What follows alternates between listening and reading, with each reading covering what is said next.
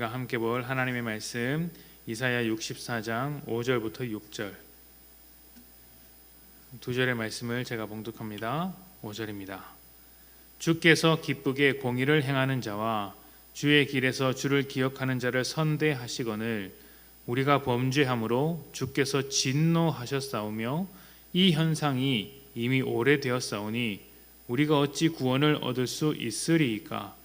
무릇 우리는 다 부정한 자 같아서 우리의 의는 다 더러운 옷 같으며 우리는 다 잎사귀같이 시들므로 우리의 죄악이 바람같이 우리를 몰아가나이다.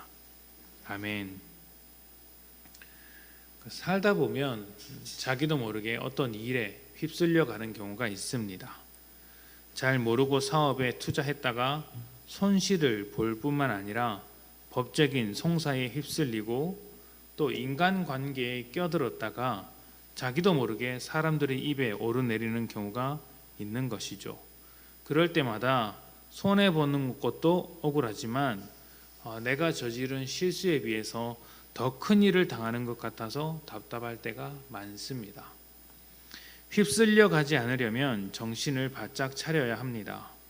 호랑이에게 물려가도 정신만 차리면 산다는 말이 있고 하늘이 무너져도 솟아날 구멍이 있다는 말도 있습니다.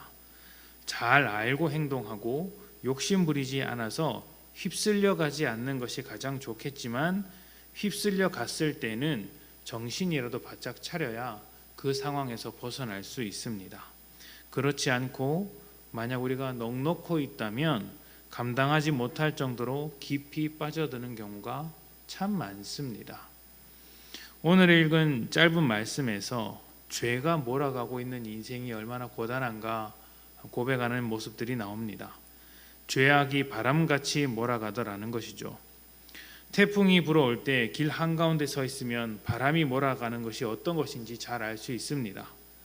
바람과 같은 방향으로 걷고자 하면 더 빨리 걷게 되고 바람과 반대 방향으로 걷고자 하면 바람의 저항을 받아서 바람에 밀려서 제대로 걷지 못하는 것을 한 번쯤은 경험해 보셨을 것입니다. 그리스도인이 죄 가운데 서 있으면 그렇게 됩니다. 하나님의 뜻대로 살고자 하는 마음이 있더라도 죄 가운데 거하면 저항을 받습니다. 반대로 우리가 하나님의 뜻과 다른 길로 걸어가고자 하면 죄는 그 길을 더욱더 부추길 것입니다. 등을 밀면서 더 빨리 걸어가라고 바람같이 몰아가는 것이죠. 이런 경험은 살면서 아주 자주 하게 되는데 하나님 앞에서 선한 일은 애써서 해야 하고 찾아서 해야 하는 반면 죄악된 일은 가만히 있어도 저절로 되는 경우가 많다는 것입니다.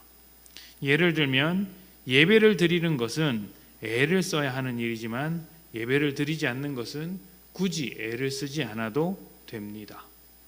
기도를 하는 것은 애를 써야 하지만 기도하지 않는 것은 가만히 있으면 되는 것입니다.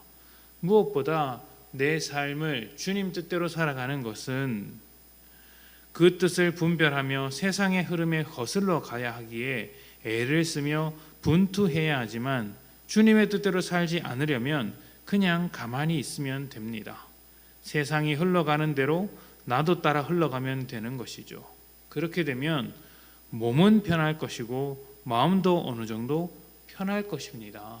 세상에서 이야기하는 대로 따라 살면 불편할 것 없는 아주 좋은 삶을 살게 되겠죠.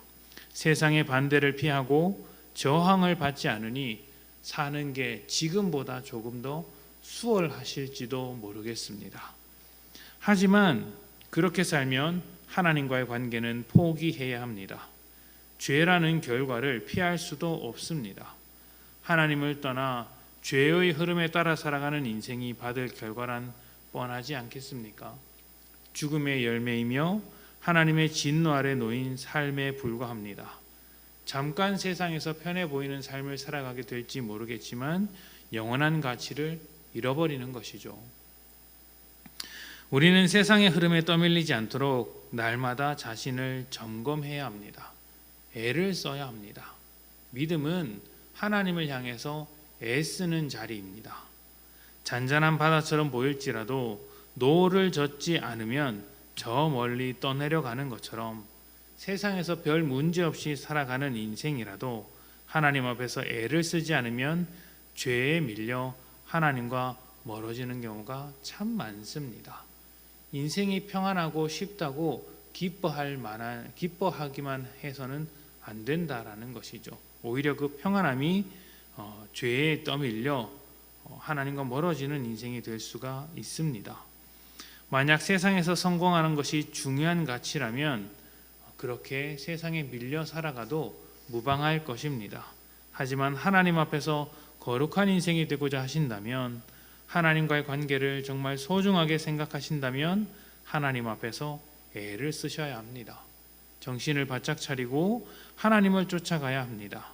세상이 인정하는 여러 가지 가치에 마음을 빼앗기지 아니하고 주님의 기쁨이 어디 있는지 살피셔야 합니다. 그래야 죄가 몰아가고 있는 세상 속에서 빠져들지 않고 애를 쓰는 것으로 하나님께 더 나아갈 수 있는 것이죠. 세상이 혼란스럽습니다. 죄악된 세상에서 가만히 있다가는 언제든지 마음도 빼앗기고 삶도 몰아가게 되며 죄 가운데서 하나님과 저 멀리 떨어지는 인생이 되고 말 것입니다. 우리가 할 수 있는 일은 애를 쓰는 것, 죄가 몰아가는 이 세상 가운데서 하나님의 뜻을 찾고 하나님을 더 사랑하기를 애를 쓰는 것, 그것이 오늘 우리가 해야 할 일들이 아닐까 생각을 해봅니다.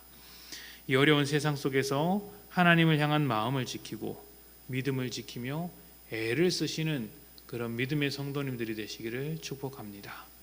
함께 기도합니다.